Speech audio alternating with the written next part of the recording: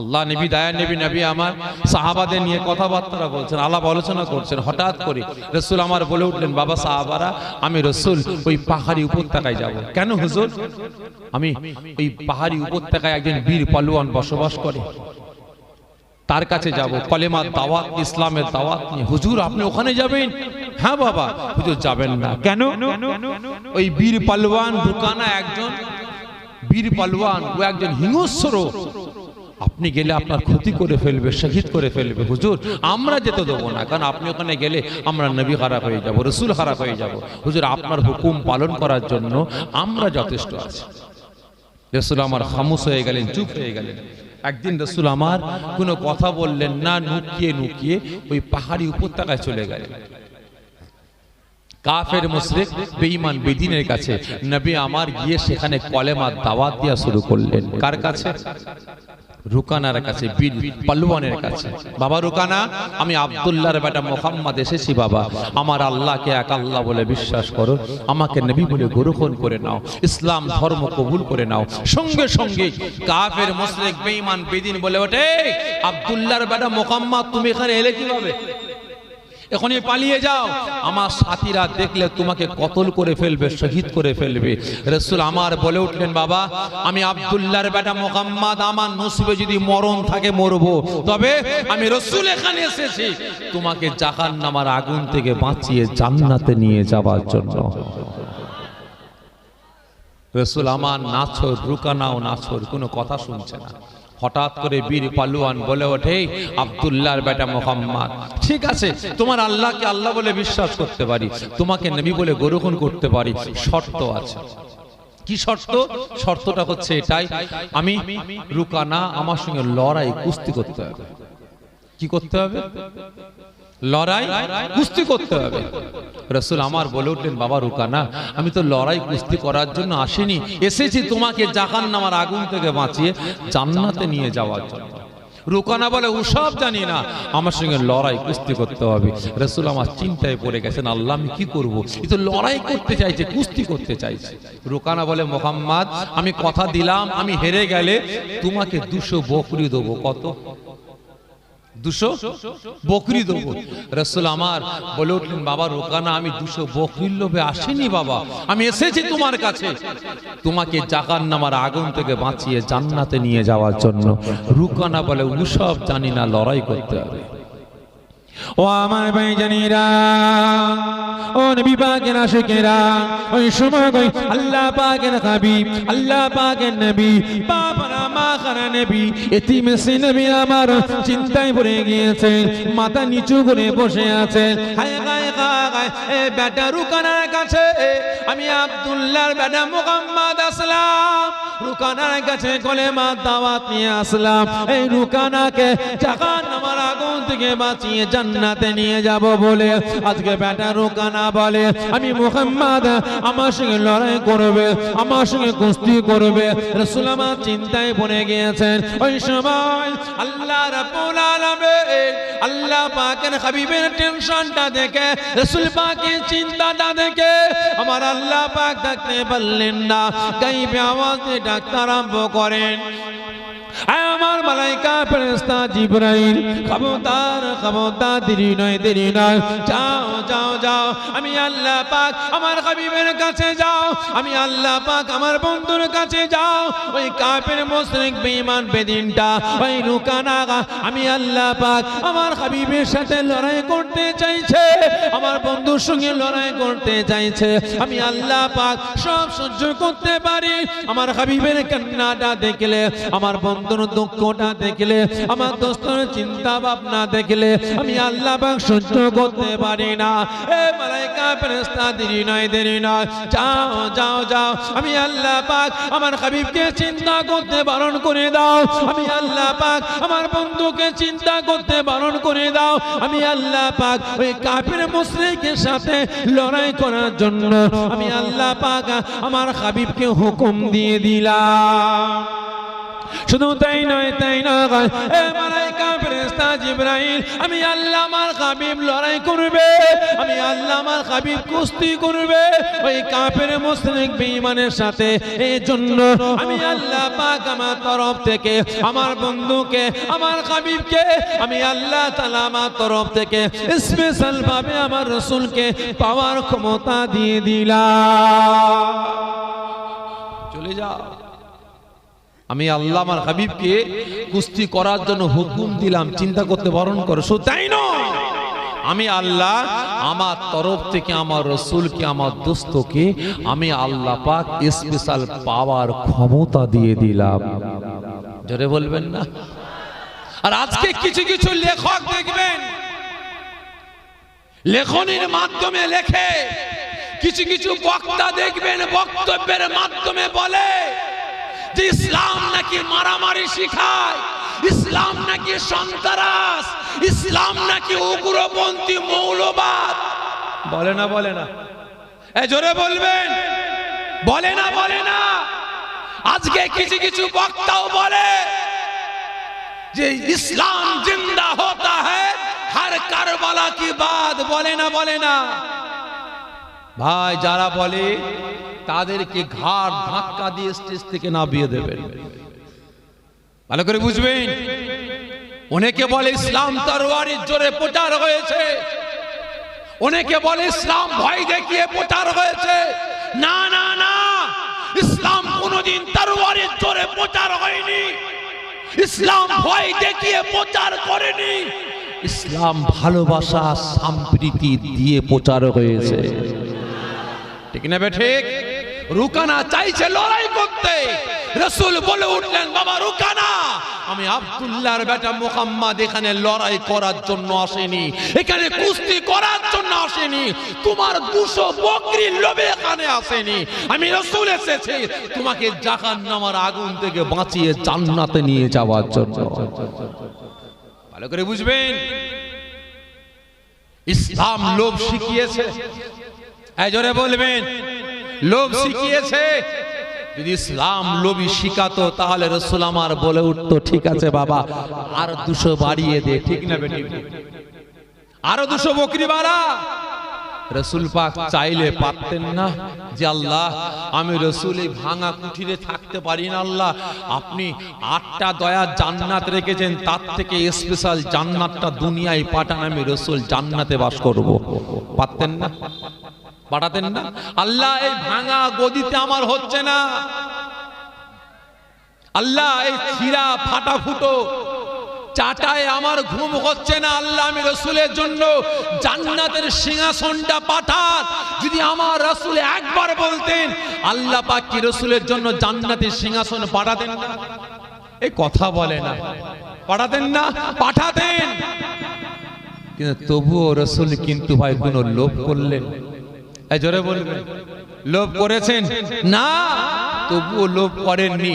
যখন আল্লাহ পাক হুকুম দিলেন, পাওয়ার দিলেন, মালায়েকা ফেরেশতা এসে হাজির রাসূলকে সালাম দিলেন, হুজুর আমার আল্লাহ পাক আপনার কাছে আমাকে পাঠিয়েছেন।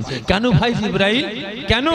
হুজুর এই কাফের মুশরিক রুকানা আপনার সঙ্গে লড়াই করতে চাইছে, আপনি চিন্তা করছেন কেন? মাথা নিচু করে কেন বসে আছেন?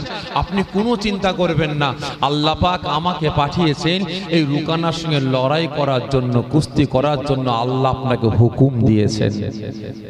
যেটা বলবেন না? শুধু তাই নয়, আল্লাহ পাক আপনাকে এ বেটা বীর পালোয়ানের সাথে কুস্তি করার জন্য আপনাকে ক্ষমতাও দান করেছেন। তাই নাকি? যে হুজুর ঠিক আছে।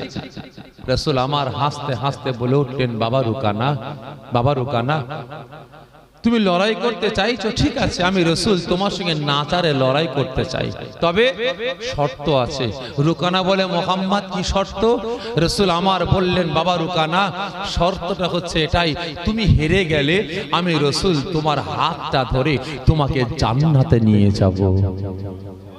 জোরে বলবেন না? রুকানা বলে রাজি হয়ে গেছে। বিরাট ব্যাপার, ঘোষণা করে দিলে আমার সাথীরা হাজির হও, হাজির হও। বিরাট বড় ময়দান, বিরাট বড় ময়দান, রুকানার সাথীরা ঘিরাও করে দাঁড়িয়ে আছে। এদিকে রুকানা খালি গায়ে, অনেক বড় কথা সংক্ষেপে বোঝাবার জন্য বলছি, খালি গায়ে ময়দানের অপর প্রান্তে নেবে লাপালাপি দাপাদাপি করছে। একবার ডান হাতের পেশি ফুলায়, একবার বাম হাতের পেশি ফুলায়, একবার ছাতি চওড়া করে হুঙ্কার করে আওয়াজ দিয়ে বলে, আব্দুল্লাহর বেটা মুহাম্মদ আগিয়ে এসো, ময়দানে নামো, আমি রুকানা আমার সঙ্গে লড়াই কুস্তি করার জন্য ময়দানে এসো।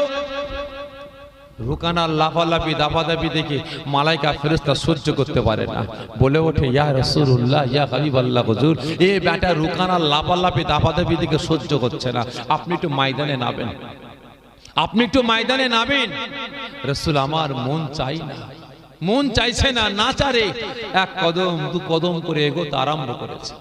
ও আমার ভাই জানিরা, ও নবী পাকের আশিকেরা, ওই সময় কই আল্লাহ পাকের নবী, বাবারা মা কারা নবী, এতিমেসি নবী আমার মন চাই না, না চারে এক কদম দু কদম করে যখন ময়দানের ভিতরে প্রবেশ করলেন, ওই সময় ওই কাফের মুশরিক বেঈমান গুলো, রুকানা সাথী গুলো হাতে নুরি নুরি বাঁধন নিয়ে আল্লাহ নবী তার নবীর নুরানি বাদান মুবারকে চুনে চুনে চুনে চুনে মাথা আরম্ভ করে ক্রিটিসাইজ করতে লাগে, টিটকিরি মেরে বলতে লাগে, দেখ দেখ দেখ আব্দুল্লাহর বেটা মুহাম্মদের জ্ঞান নাই, এ বেটার জানা নাই আমাদের নেতা, আমাদের বীর পালোয়ান রুকানার গায়ে এত ক্ষমতা আছে, এ বেটা মুহাম্মদকে আছাড় মেরে জমিনে ফেলার জন্য দুহাত প্রয়োজন নাই, এই রুগা পিকপিকে শরীর মুহাম্মদকে আমাদের নেতা, আমাদের বীর পালোয়ান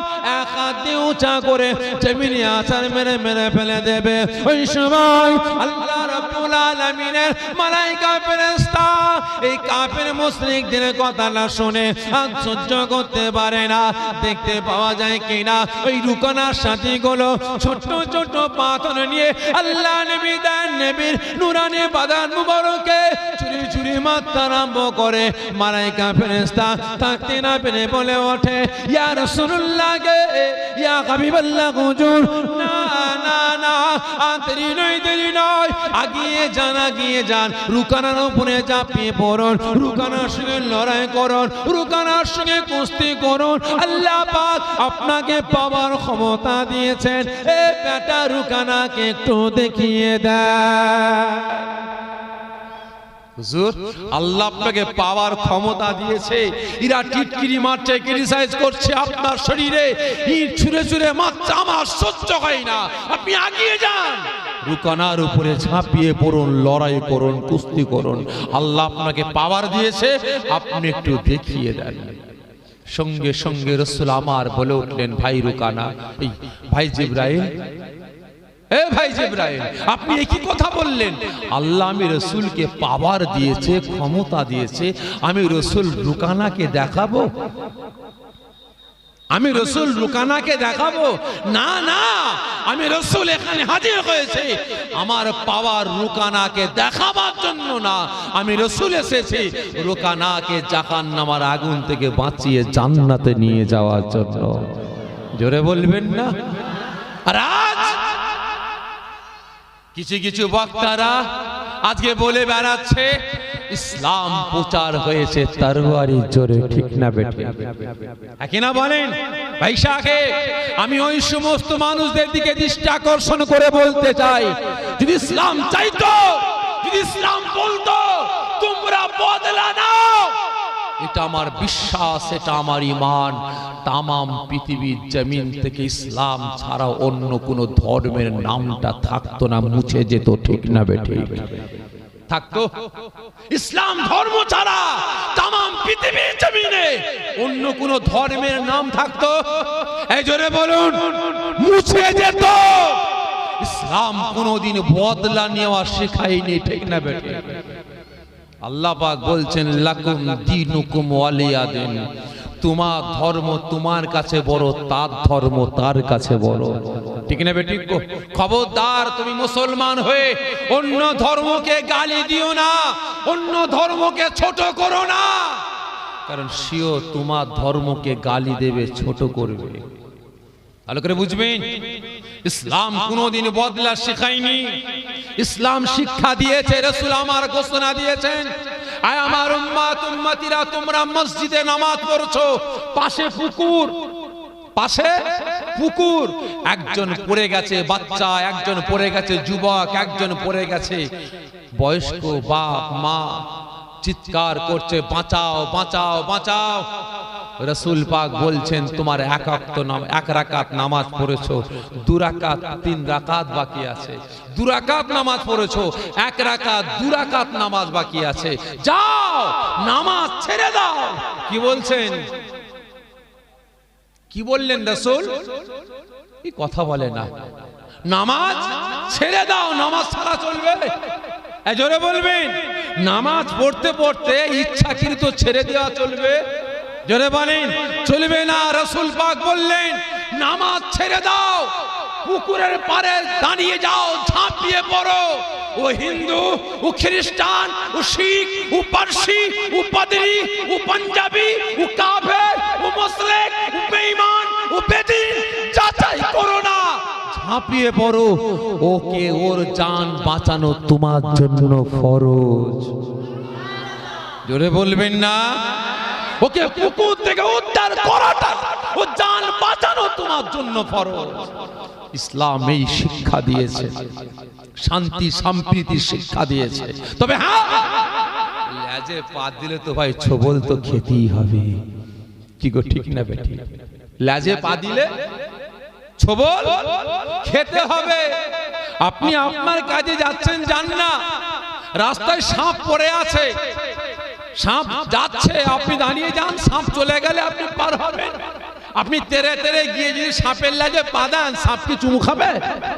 এই কি করবে? কথা বলে না। ছবল মারবে না, মারবে না ভাই, খারাপ মনে নেবেন না। আজকের দিনে, বর্তমান দিনে দেখছি এই ইসরায়েল আর ফিলিস্তিনকে কেন্দ্র করে আমার রাজ্যের কিছু গদি মিডিয়া আজকে ভাই তোয়াক্মা লাগিয়েছে ফিলিস্তিন গাজার মুসলমানদের সন্ত্রাস। ঠিক না বেটি? বলেনি? বলেনি? আরে বিগায়া মিডিয়া, চীন আমার দেশের সৈন্যগুলোকে শহীদ করেছে, কতল করেছে, আমার দেশের জায়গা চীন মেরে নিয়েছে। আমার দেশের গদি মিডিয়া একবার বলেছে চীন সন্ত্রাস? জোরে বলবেন। চীন তো আমার দেশের সেনাকে শহীদ করেছে, আমার দেশের মাটি দখল করে ফেলেছে, সন্ত্রাস বলেছে? বলেনি। ইউক্রেন রাশিয়া যুদ্ধ হয়েছে না হয়নি? আজও হচ্ছে কি হয়নি? হচ্ছে।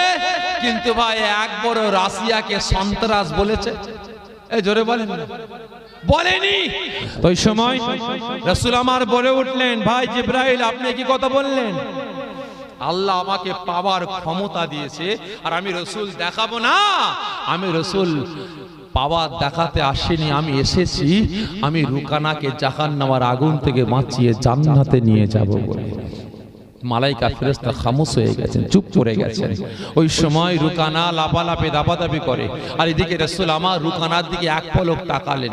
তাকাবার সঙ্গে সঙ্গে রাসূল পাক রুকানা লাপালাপি দাপাদাপি, ছাতি চওড়া, হাতের পেশি চওড়া করা দেখে মুচকে মুচকে হাসতে আরম্ভ করে দিয়েছে। ও আমার ভাইজানেরা, ও নবী পাকের আশিকেরা, ওই সময় আল্লাহ নবী দান নবী বাপরা মা খারা নবী এতিম নবী আমার রুকানার অবস্থাটা দেখে আর থাকতে পারলেন না, মুচকে মুচকে হাসতে আরম্ভ করে দিলেন। ওই সময় ওই কাফের মুশরিক বেঈমান বিদিন রুকানার মাথা কাজ করে না। হায় হায় হায়, আব্দুল্লাহর বেটা মুহাম্মদ আমার হাতের পেশি দেখে, আমার ছাতি চওড়া দেখে ও বেটা মুহাম্মাদের ভয় পাওয়া দরকার, আজকে ভয় পাই না, মুচকে মুচকে হাসছে। রুকানার মাথা কাজ করে না, মাথা গরম হয়ে গিয়েছে, হিংস্র পছন্দ নাই, ছুটে ছুটে ছুটে ছুটে এসে আল্লাহ নবী দান নবীর সম্মুখে দাঁড়িয়ে আওয়াজ দিয়ে বলতে লাগে, এ আব্দুল্লাহর বেটা মুহাম্মদ আগিয়ে এসো, আগিয়ে এসো, চাপিয়ে পড়ো, আমি রুকানা আমার সঙ্গে লড়াই করার জন্য, কুস্তি করার জন্য।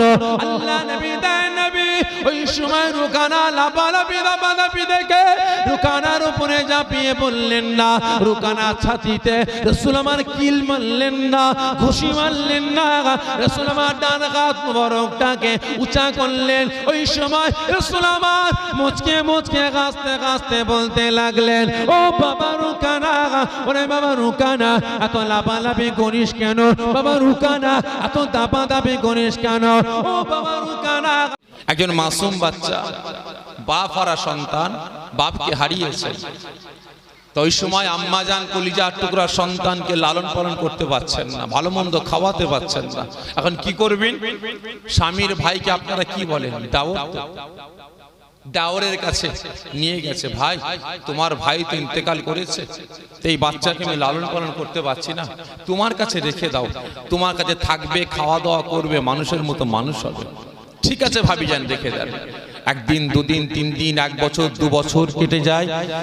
মাসুম বাচ্চা যখন বাড়ির বাইরে যায়, যেখানে যায়, যেদিকে যায়, চারিদিকে শুধু রাসূল পাকের তারিফ আর রাসূল পাকের প্রশংসা হয়।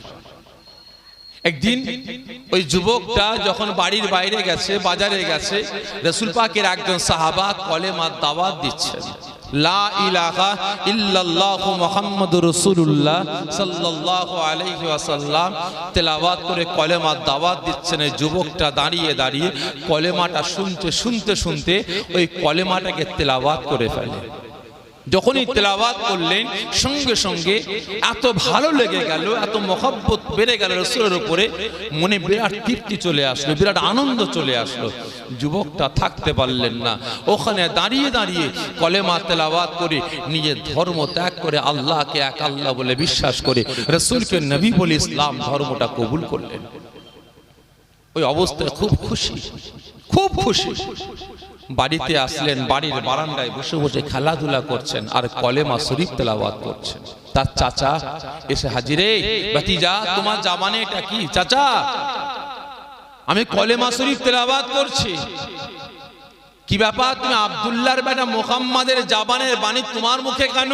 চাচা একবার আপনি তেলাওয়াত করে দেখেন, আমিও তেলাওয়াত করেছি, আমি অন্তরে গিথে নিয়েছি, এত সুস্বাদু, এত স্বাদ পেয়েছি, এত মজা পেয়েছি, এত আনন্দ পেয়েছি, এত তৃপ্তি পেয়েছি, আমি সহ্য করতে পারি না, আমি কলেমাটাকে অন্তরে গিথে নিয়েছি। জোরে বলেন না সুবহানাল্লাহ। ভাতিজা তুমি আমার ধর্ম ত্যাগ করলে? জি চাচা। ভাতিজা আমি তোমার চাচা, তোমাকে বলছি, এখনো বলছি, কলেমা ছেড়ে দাও, মুহাম্মদকে ভুলে যাও, আল্লাহকে ছেড়ে দাও, আমার ধর্মে তুমি ফিরে এসো, আমার ধর্মে তুমি ফিরে এসো। মাসুম বাচ্চা বলে, চাচা আমি মরে যাব, শেষ হয়ে যাব, তবুও আমার জবান থেকে আমি কলেমাকে ছাড়তে পারবো না। জোরে বলেন সুবহানাল্লাহ। চাচার মাথা গরম হয়ে গেছে। ভাতিজা আমি তোমার চাচা, তোমাকে বলছি, তোমার কি দরকার, তোমার কি চাই, তুমি যা চাইবে আমি তাই তোমাকে দেবো।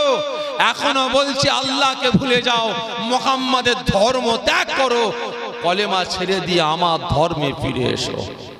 কাকে বলছে? মাসুম বাচ্চাকে। ভালো করে বুঝবেন কে লোক দেখাচ্ছে ভাই? চাচা। কাকে? ভাতিজাকে। ও আমার ভাইজানেরা, ও নবী পাকের আশিকেরা, ওই সময় ওই মাসুম বাচ্চা আব্দুল গজ্জার আওয়াজ দিয়ে বলতে আরম্ভ করে, ও আমার চাচা যান, ও আমার চাচা যান, আমি আপনার ভাতিজা, এই মুহূর্তে আপনাকে জানিয়ে দিই, ও আমার চাচা যান, তামাম পৃথিবীর বাদশাহী সিংহাসনটাকে যদি আপনি আমার সম্মুখে হাজির করেন, আপনি ঘোষণা দেন, আমার ভাতিজারে কলেমা ছেড়ে দে, আল্লাহকে ভুলে যা, ইসলাম ধর্ম ত্যাগ করে আমার ধর্মে ফিরে আয়। আমি তোর চাচা কথা দিলাম, তামাম পৃথিবীর বাদশাহী সিংহাসনটাকে আমি তোকে দান করে দেব, তামাম পৃথিবীর বাদশাহ হিসাবে তোর নামটাকে ঘোষণা করে দেব। ও আমার চাচা যান, আমি আপনার ভাতিজা, আমি আপনাকে জানিয়ে দিই, ওই তামাম পৃথিবীর বাদশাহী সিংহাসনটাকে লাথি মেরে ফেলে দেব, তবুও আমি আব্দুল গজ্জা আমার জবান থেকে আমি কলেমাকে ছাড়তে পারবো না। জোরে বলবেন না। ভাতিজা কি বললো? চাচা যে তামাম পৃথিবীর বাদশাহের সিংহাসনটা আপনি আমার সামনে নিয়ে এসে ঘোষণা করেন ভাতিজা কলেমা ছেড়ে দে, মুহাম্মাদের ধর্ম ত্যাগ কর, আমি তোর চাচা তোকে বাদশা হিসাবে ঘোষণা করে দেবো। চাচা আমি লাথি মেরে সিংহাসন ফেলে দেবো, তবু আমার জবান থেকে আমি কলেমাকে ছাড়বো না। জোরে বলিন না সুবহানাল্লাহ। চিন্তা করে দেখেন তাদের ইমানি পাওয়ার কত। আর আজ আমার আপনার ইমানি পাওয়ার যদি একটা মুসলমানের হাতে 500 টাকা দেওয়া হয়, যা রহমতুল্লাহকে ঘর থেকে বের করে দে, ও মাথা ফাটিয়ে আসবে, ঠিক না বেটে? যে 1000 টাকা দেওয়া হয়, যা আব্দুল খালেককে গ্রাম থেকে বের করে দে, ও আব্দুল খালেকের হাত পা ভেঙে আসবে, ঠিক না বেটে? 10,000 টাকা দিয়ে দেয় তো রহমতুল্লাহর জানটাই নিয়ে নেবে, ঠিক না বেটে? খারাপ লাগছে নাকি? ভালো করে বুঝবেন, যদি কোনো মুসলমানকে বলা হয় যে তুই আমার দিকে আয়, তুই আমার পক্ষে কথা বল, আমার পক্ষে কাজ কর, তোর যা চাইবি তো তাই তোকে দেবো। আজকে ওই মুসলমান লক্ষ্য করে দেখবেন, একটু অর্থের জন্য, টাকা পয়সার জন্য, ধন সম্পত্তি, চেয়ারের জন্য নিজের ধর্মের আচার আচরণ ক্যারেক্টার চরিত্র ভুলে গিয়ে আজকে দুনিয়া দুনিয়া করে পাগল হয়ে যাবে, ঠিক না বেঠে? নিজের জাত ভাইকে ভুলে যাবে। কি হচ্ছে না ভাই? আজকে নিজের সমাজের ভাইটাকে ভুলে যাচ্ছে। তাই প্রত্যেককে বলো মুসলমান এখনো সময় আছে, বুঝার চেষ্টা করেন। এই খারাপ লাগছে নাকি আপনাদের? ভাই হক কথা বলবো বন্ধু, চটুক ফটুক আমার দেখার দরকার নাই। ওই সময় মাসুম বাচ্চা যখন এই কথাটা বলেছে, ওই কাফির মুশরিক বেঈমান বেদিনটা আওয়াজ দিয়ে বলে, এত বড় সাহস, এত বড় আসপর্দা, আমার খাচ্ছ, আমার নিয়ে চলছো, আমার খেয়ে মানুষ হচ্ছ, আর তুমি আমার মুখের উপরে কথা বলো? বেরো এখান থেকে, বেরো। কাকে তাড়াচ্ছে? কাকে? মাসুম বাচ্চাকে আব্দুল হুজ্জা ভাতিজাকে তাড়িয়ে দিচ্ছে, বেরিয়ে যা। মাসুম বাচ্চা আব্দুল হুজ্জা কাঁদতে কাঁদতে চলে যাচ্ছে, কাঁদতে কাঁদতে চলে যাচ্ছে। হঠাৎ করে কাফির মুশরিক বেঈমান বেদিন বলে, দাঁড়া। জি চাচা, তোর যে পরনে যে পোশাকটা আছে ওটা আমার টাকার পোশাক, খোল। কি করছো ভাই? এ কি করছো গো?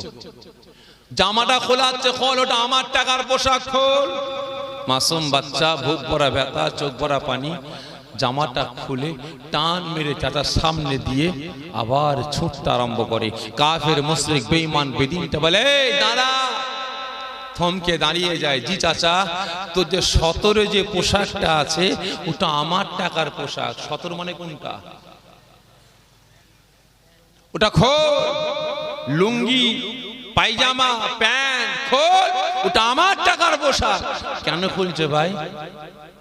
কথা বলে না কেন? আমার আল্লাহকে এক আল্লাহ বলে বিশ্বাস করেছে বলে, আমার আপনার নবীকে নবী বলে গ্রহণ করেছে বলে, অন্তরে কলেমাটাকে গিথে নিয়েছে বলে আজকে তাকে উলঙ্গ করছে। ভালো করে বুঝবেন। আর আজকে এতগুলো মুসলমান বসে আছে, আপনারা বলেন ইসলামকে ভালোবেসে, শরিয়াতকে ভালোবেসে আপনারা কতজন প্রতিবাদ করেছেন বলেন? কজন আওয়াজ তুলেছেন?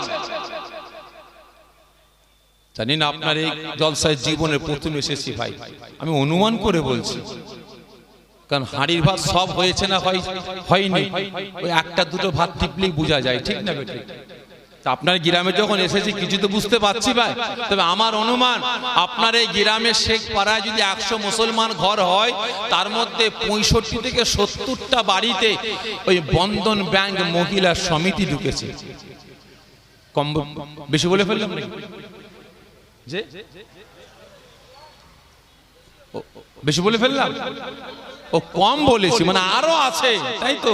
আচ্ছা বলেন তো, মদ খাওয়া, গাঁজা খাওয়া, সুদ খাওয়া, তারি খাওয়া, সুদের ব্যবসা করা, লটারি খেলা, পরের মেরে খাওয়া, ঝেড়ে খাওয়া, নামাজ না পড়া, রোজা না রাখা, শরিয়তের বারখিলাফ চলাফেরা করা, এগুলো হালাল না হারাম?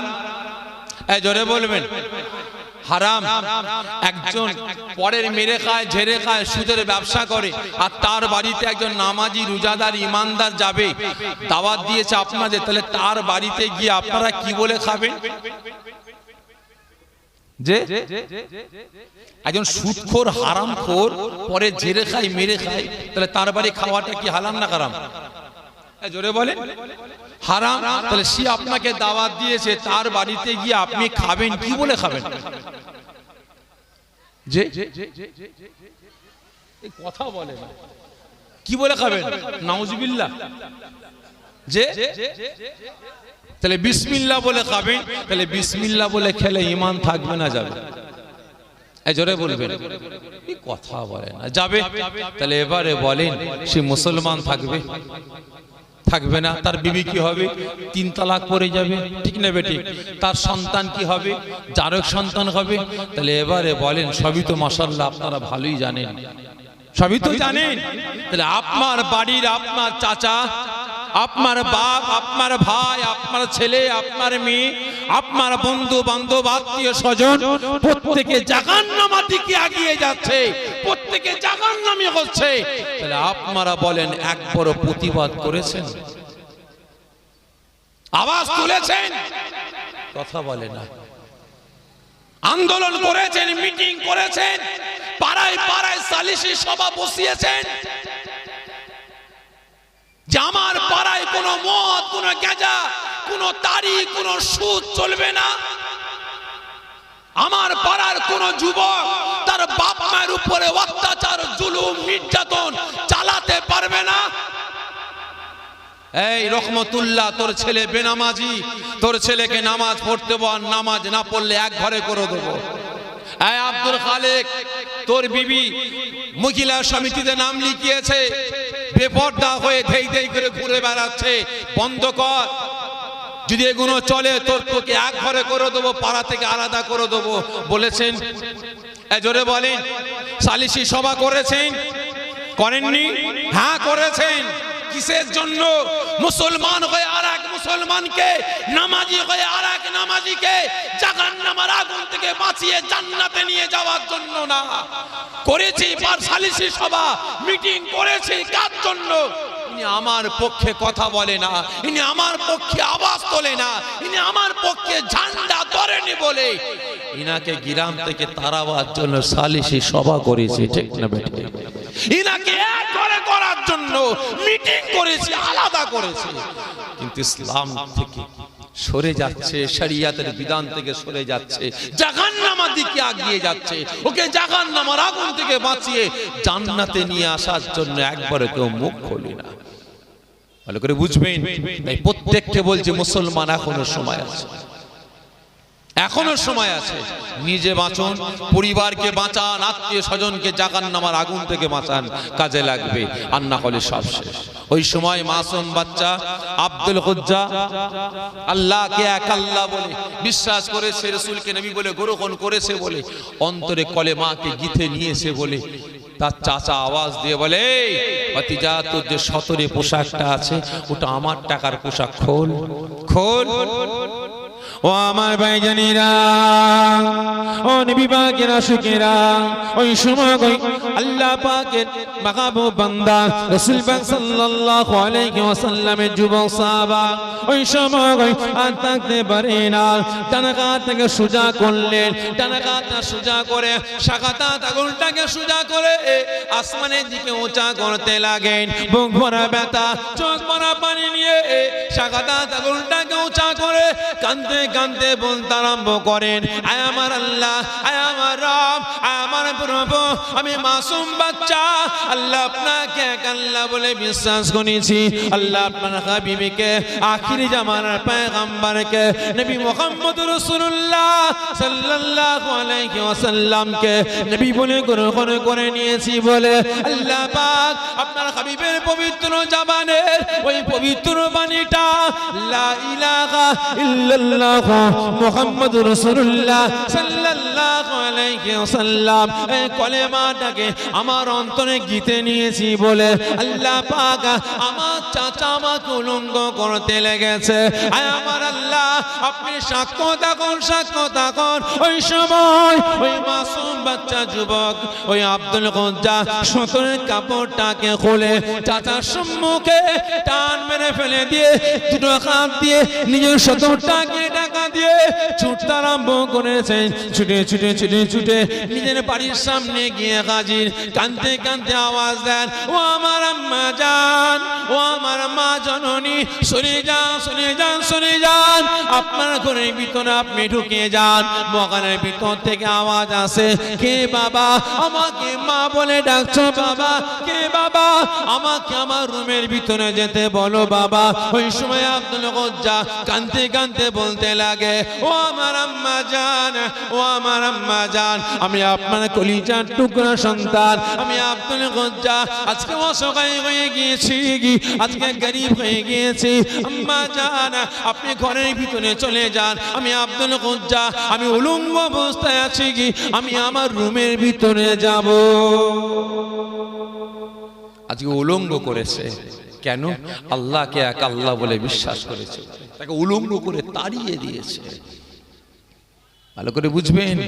আর আজ উনি আমার পক্ষে কথা বলেনি বলে, আমার পক্ষে আওয়াজ তোলেনি বলে, ইসলামের জন্য না, শরিয়াতের জন্য না, কোরআনের জন্য না, দুনিয়ার জন্য, দুনিয়ার খাতিরে ইনার অন্যটাকে কেড়ে নিলাম, এক ঘরে করে দিলাম, দোকানপাট বন্ধ করে দিলাম, ব্যবসা বন্ধ করে দিলাম। ঠিক না বেঠে? ভালো করে বুঝবেন।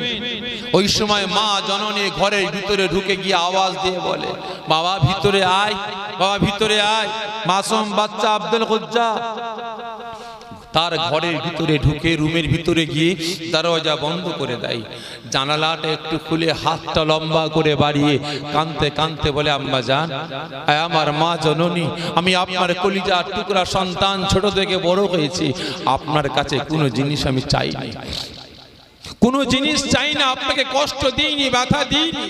আম্মা জান, আজ আমি আপনার বেটা অসহায় হয়ে গেছি, আজকে গরিব হয়ে গেছি, আমার চাচা আমাকে উলঙ্গ করে তাড়িয়ে দিয়েছে। মা জননী বলে, কেন বাবা, কি হয়েছে বাবা? আম্মা জান, আমি আপনার বেটা আল্লাহকে এক আল্লাহ বলে বিশ্বাস করেছি বলে, আখিরি জামানার নবীকে নবী বলে গ্রহণ করেছি বলে, তিনার পবিত্র জাবানের বাণী কলেমাটাকে অন্তরে গিথে নিয়েছি বলে আমার চাচা আমাকে উলঙ্গ করে তাড়িয়ে দিয়েছে। আম্মা জান, আমাকে এক টুকরো কাপড় দেবেন, এক টুকরো কাপড় দেবেন? আম্মা জান, আমি আমার 70টাকে ঢাকা দেবো, 70টাকে ঢাকা দেবো। মা জননী ঘরের ভিতরে গিয়ে হাত রাখছে, খুঁজছেন, আমার বেটা আমার কাছে কাপড় চেয়েছে, কি দেবো?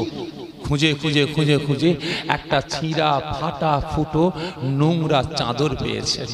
ওই চাদরটাকে মুড়ে নিয়ে এসে জানালা দিয়ে গলিয়ে বলে, বাবা এই চাদরটা নে বাবা, তুই আমার কলিজার টুকরা সন্তান, আমি তোর মা, তুই বাপ হারা হয়েছিস, আমি তোর মা হয়ে তোর হক আদা করতে পারিনি, তোকে ভালো মন্দ খাওয়াতে পারিনি, পড়াতে পারিনি বাবা, আজকে তুই এক টুকরো কাপড় চেয়েছিস বাবা, আমার বাড়িতে আমার পরনের কাপড়টা ছাড়া আর এই নোংরা কাপড়টা ছাড়া আর কোনো কাপড় নাই বাবা।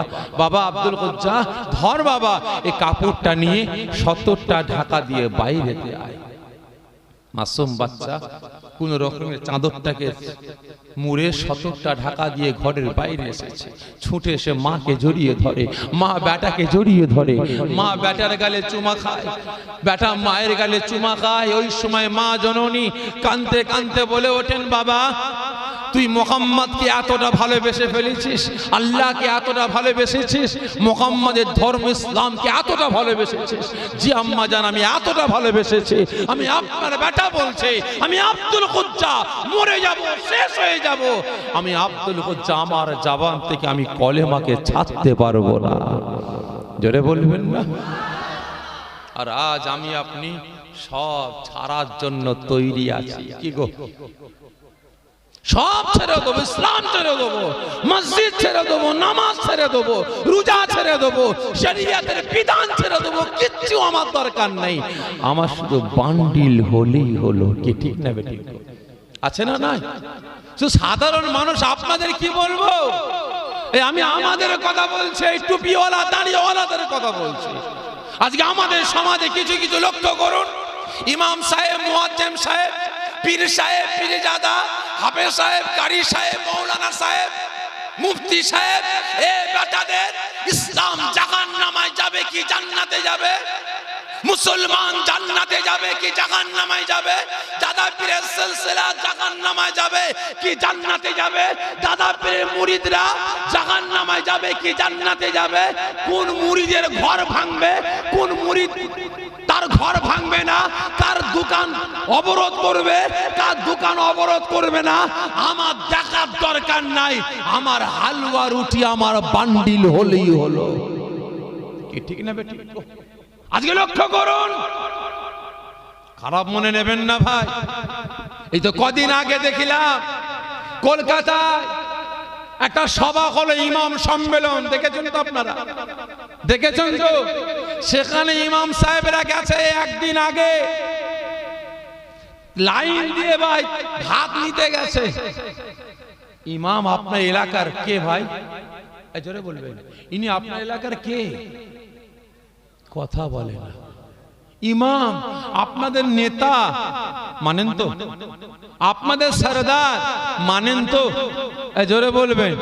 কচু পুরা মানেন, কচু পুরা মানেন, খারাপ মনে নেবেন না। এখানে এতজন মুসলমান বসে আছেন, আপনারা বলেন তো আপনার ছেলে বা আপনার মেয়েকে ভালো জায়গায় ভর্তি করেছেন, ডাক্তার হবে, ইঞ্জিনিয়ার হবে, কলেজের প্রফেসর হবে, উকিল হবে, বিভিন্ন রকমের সব ডিপার্টমেন্টে পড়াবার জন্য নিয়ত করে ছেলে মেয়েকে স্কুল কলেজে ভর্তি করেছেন। তার প্রাইভেট দেন না? এই জোরে বলবেন, প্রাইভেট দেন না? তাহলে প্রাইভেট মাস্টার কত করে নেয় ভাই? কত করে নেয়? হ্যাঁ, 500 টাকা। আমাকে দেন না ভাই, তাহলে আমার ছেলে মেয়েগুলোকে পড়াবো। কত করে? 1000, 1500, 2000, 2500। ইংলিশ টিচার হলে 2500, 3000, আর বেশি লাই তো কম না। কি ঠিক না বেটি? আমি সব বাদ দিলাম, আমি আপনার কথাটাই ধরলাম। তাহলে মাস গেলে 500 টাকা করে দেন, তাই তো? কেন? ডাক্তার হবে, ইঞ্জিনিয়ার হবে, স্কুল মাস্টার হবে, কলেজের প্রফেসর হবে, বিভিন্ন রকম নিয়ত করে ভাই পড়াচ্ছেন। তাহলে আপনার ছেলের প্রাইভেটের মাস্টার যদি পড়াবার জন্য 500 করে দেন, আর ইমামের পিছনে আপনি একটা দায়িত্ব বেকাজাল ইমাম বলে নামাজ পড়বেন, ঘরে নামাজ পড়লে নেকি কম না বেশি? যে নেকি কম, আর ইমামের পিছনে নামাজ পড়লে ঠিক বলছেন? হ্যাঁ, তাহলে ঘরে পড়লে যা নেকি পাবেন, ইমামের পিছনে পড়লে তার থেকে বেশি নেকি পাবেন। শুধু তাই নয়, আল্লাহ পাকের দরবারে নামাজি বলে গ্রহণ হবেন। ঠিক না বেঠে? আল্লাহ ওয়ালা হবেন। এই ইমামের পিছনে নামাজ পড়বেন, ওযু করবেন। কিয়ামতের ময়দানে আপনি নামাজি হিসাবে প্রমাণ দেবার জন্য আমার আল্লাহ পাক এই মুখমণ্ডল, হাতের কনি পর্যন্ত, পায়ের গাঁট পর্যন্ত আল্লাহ পাক এই প্রত্যেকটা নামাজিদের এই 3টে অঙ্গে আল্লাহ পাক নূর দান করবেন। তাহলে কার পিছনে নামাজ পড়ার জন্য? তাহলে ইমামের পিছনে আপনি নামাজি হবেন, আল্লাহ ওয়ালা হবেন, নামাজ পড়ার জন্য আল্লাহ আপনার সারা জীবনের গুনাহগুলোকে maaf করে দেবেন। তাহলে আপনি ইমামের পিছনে নামাজ পড়ছেন, ইমামকে ক টাকা দেন বলেন? ক টাকা দেন? ওই যা মুতাল্লি, সেক্রেটারি, ক্যাশিয়ার যা টাকা তুলে দেয়, তাই তো নাকি গো? আপনি বলেছেন যে ইমাম সাহেব আমার ছেলেকে পড়ানোর জন্য 500 করে দিই, আর আপনি আপনার পিছনে আমি নামাজ পড়ি, আপনি আমার টিচার, আপনি আমার নেতা, আমিও খুশি করে আপনাকে 300 টাকা দিচ্ছি প্রতি মাসে। দেন ভাই? এই জোরে বলবেন, দেন না? তাহলে আমরা দিই না বলে কলকাতায় চলে গেছে, লাইন দিয়ে ভাত নিতে যাচ্ছে, ভাত শেষ, কি খাবো? পানি খেয়ে বিস্কুট খেয়ে সারা রাত জেগে আছে, আর দুপুর বেলায় সব চেয়ারে বসে আছে, ঘোষণা হয়েছে 500 টাকা বাড়ানো হলো, সঙ্গে সঙ্গে ইমাম সাহেব কিছু তালি মারতে লেগেছে। ঠিক না বেঠিক? তাহলে যে ইমাম তালি মারে তার পিছনে নামাজ হবে। এই খারাপ লাগছে আমার কথা? জোরে বলবেন। তার পিছনে নামাজ হবে হবে না? তাহলে ভালো করে বুঝবেন, আজকে আমি আপনি মুসলমান হয়ে আজকে শরিয়াতের আইন কানুন বিধানগুলোকে ধ্বংসের দিকে নিয়ে যাচ্ছে। মাসুম বাচ্চা আজকে সব কুরবানি করে দিলেন কাকে পাওয়ার জন্য? আল্লাহ রসুলকে ভালোবেসে, আল্লাহ রসুলকে পাওয়ার জন্য। ওই সময় মা জননী থাকতে পারেন না, আওয়াজ দিয়ে বলেন, বাবা আমি তোর মা তোকে বলছি, যা, আমি তোর মা তোকে সারা জীবনের জন্য বিদায় দিয়ে দিলাম তোর ভালোবাসার মানুষের কাছে, এই জামানার পয়গম্বরের কাছে, তুই সারা জীবনের জন্য চলে যা। জোরে বলেন না সুবহানাল্লাহ। আর আজকে আমি আপনি ইসলামের কাছে ঠিক মতো নাই, শরিয়াতের কাছে ঠিক মতো নাই, আল্লাহ রসুলের কাছে ঠিক মতো নাই। তাই প্রত্যেককে বলছি, এখনো সময় আছে, আল্লাহ পাকের পক্ষে আসার মতো আসুন, আর না হলে বেরিয়ে যান। আমার আপনার মতো গাদ্দার মার্কা মুসলমান আমার আল্লাহ পাকের প্রয়োজন নাই, রসুলের প্রয়োজন নাই। এটা আমি বলছি না, আমার আল্লাহ পাক স্বয়ং নিজে বলছে।